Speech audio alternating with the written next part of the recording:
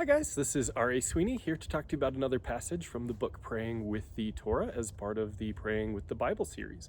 Today I wanted to talk about, it's actually a really important prayer that we find at the beginning of Deuteronomy in chapter 6. I feel like it's not necessarily a prayer that most Christians are really familiar with, and it's kind of weird that it is a prayer, but it's a hugely important prayer in the history of God's people. It's called the Shema. So some of us might recognize the name, but like I said, a lot of us probably have never even heard of this. And so typically we get something like, "Hear Israel, the Lord is our God, the Lord is one, and you shall love the Lord your God with all your heart, with all your soul, and with all your strength." Jesus actually quotes from it with the Ten Commandments, or not with the most important commandment. He quotes from the Shema prayer saying, like, this is the most important thing, is to love God with all your heart, soul, and he adds mind, because there's not a Hebrew word for mind. He adds that in Greek.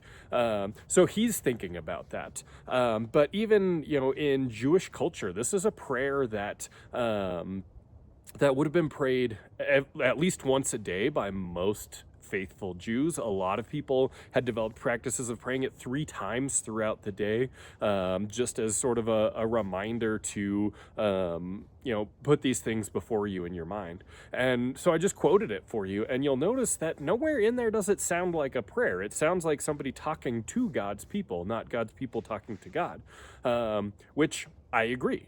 But I can't deny that for thousands of years, God's people have prayed that passage as a prayer. And it was wildly important to them. It was wildly important to Jesus. If he's quoting it as the most important commandment is to do what the Shema prayer is about. So it's just one of those things that, whether it makes sense as a prayer or not, I'm not going to argue. I don't think it does, but it's been a prayer forever. Why is that something that got prayed 3 times a day by people?